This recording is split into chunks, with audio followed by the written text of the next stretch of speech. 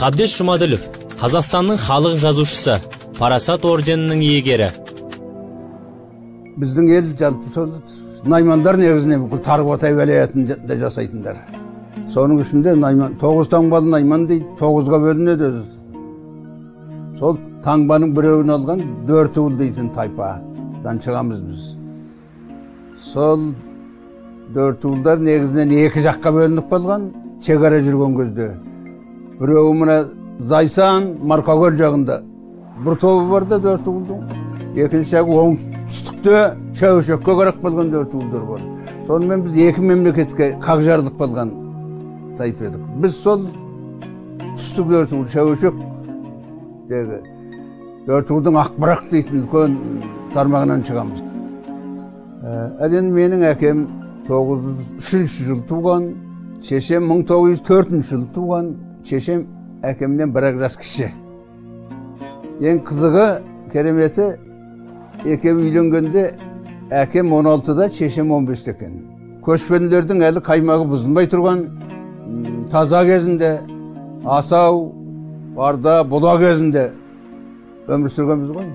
Ол кезде қазақ 15-те отау үйесі деп бекер айтпаған. Жетіп, менге шар. Балықтарыңа рахмет.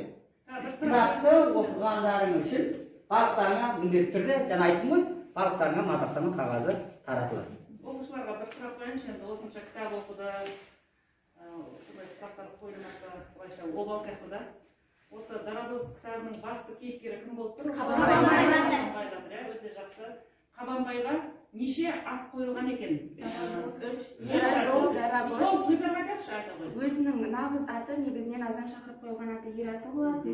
Бірақ оны атына байланысты, Дарабоз болғанына байланысты оны Абылай хан жорықты Дарабоз деген ат қойған, сосын жеңгелері Нарбала деген ат қойған.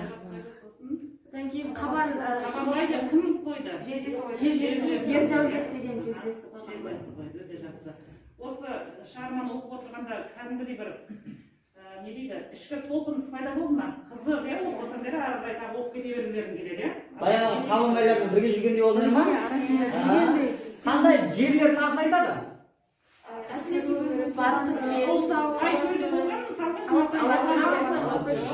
Балқаштың қайдағын айтады? Балқаш көлі туралы айтады, иә? Тағы да Бақытбел туралы айтады, иә?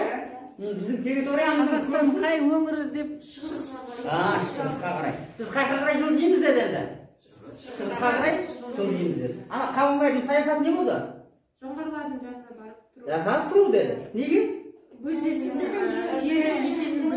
жерімізді білдіру үшін деді. Сол кезде жаңа біздің жерімізді қалмақ жоңғарлар отарлап алып қойды ғой. Неше жыл солардың боданында болды? 70 жыл.